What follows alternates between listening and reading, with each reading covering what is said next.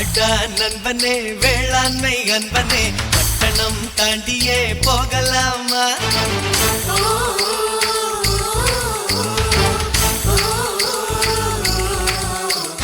நாளை இந்தியா கிராமத்தில் உள்ளதாம் இன்று நாம் சென்றுதாம் பார்க்கலாமா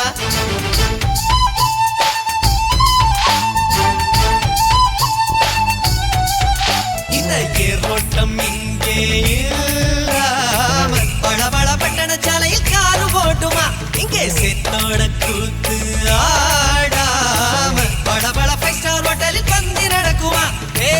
உடவா உடையோ கொடுப்பது யாரு இளமெனும் தாய்தானே